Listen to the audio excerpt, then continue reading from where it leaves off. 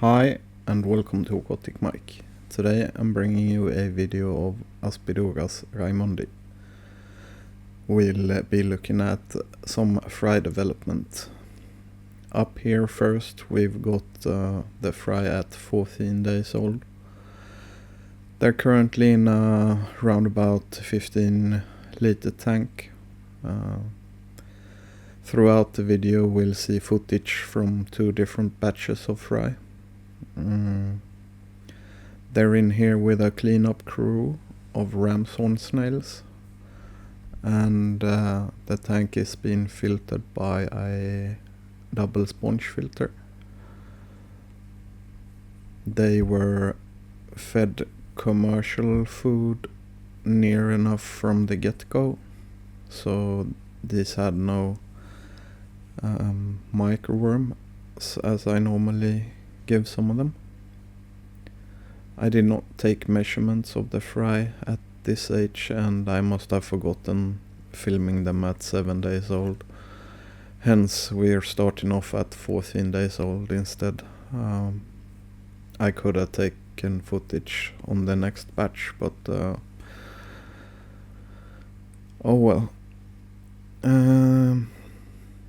Since they're an Aspidoras, they're in lineage 2. Aspidora or Aspidoras is derived from the Latin words of aspi, which means shield, and dura, which means skin.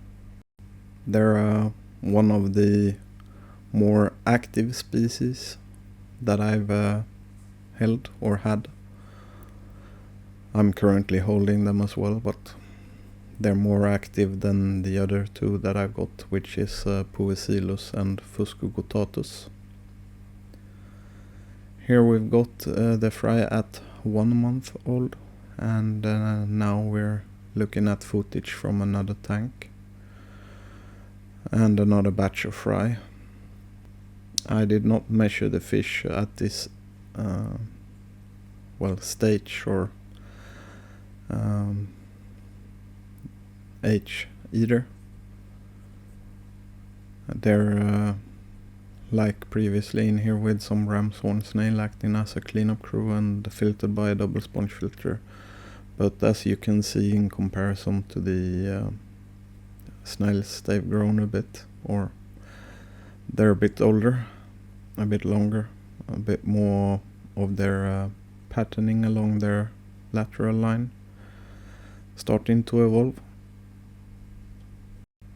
As they're rather inexpensive, quite hardy, and very active, and pretty easy to breed, I would recommend this to someone trying out Aspidoras for their first time, in case you'd like to try and breed some.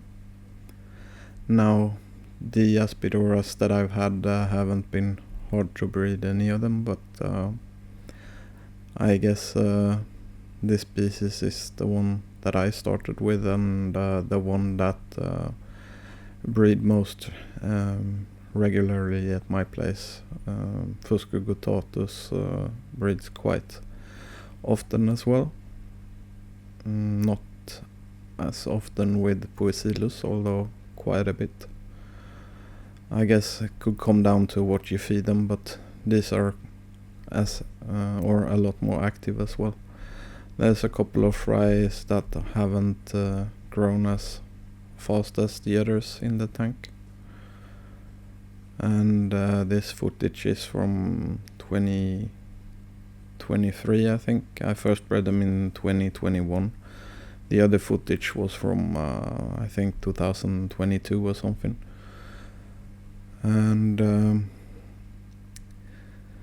a long time ago, when I got these fish, they were imported as menezesi, the species menezesi. Since some years back,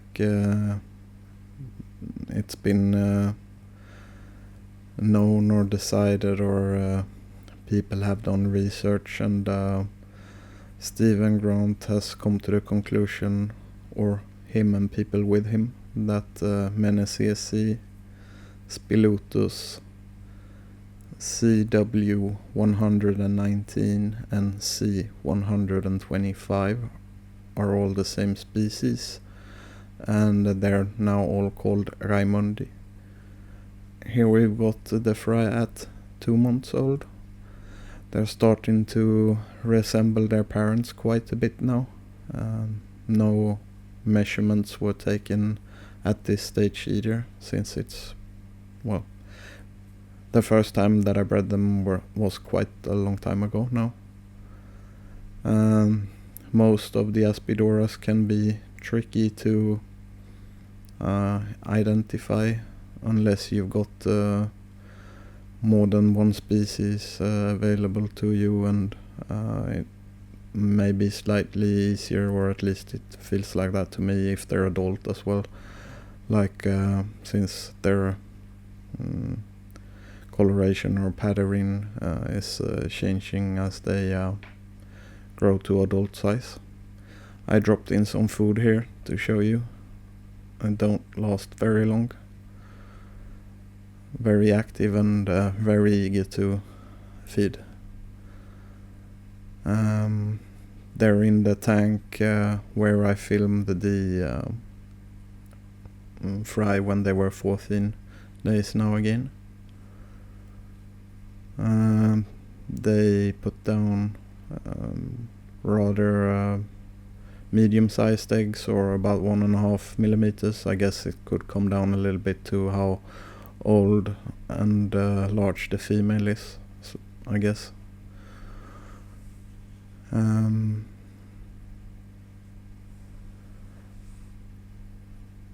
They're starting to resemble their parents now. The lateral line patterning isn't 100% just yet. It will get more put together, or like it will become near enough a whole line along the lateral line. In comparison to Fuscogotatus, these are a lot more active, at least in my place, and they swim a little bit different as well. In comparison to Poecilus, they're also a bit more active, and Poecilus gets some dark patterning on their or in their dorsal fin, a bit more than raimundi, I would say. Here's a tank with some of the adults, quite a few, and non-stop swimming. I've also got a video of this in a fry tank with about 200 of them in, and there's non-stop swimming all the time. If you want, you can check that out. But yeah, a very active species. They near enough never rest.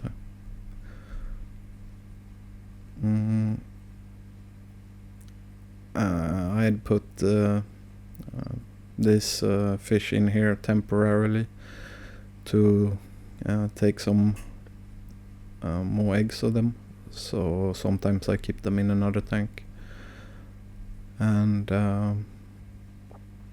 on some of the adults you'll see that the lateral line, the pattern on the lateral line is unbroken or near enough unbroken, and on some of the adults it will be slightly broken.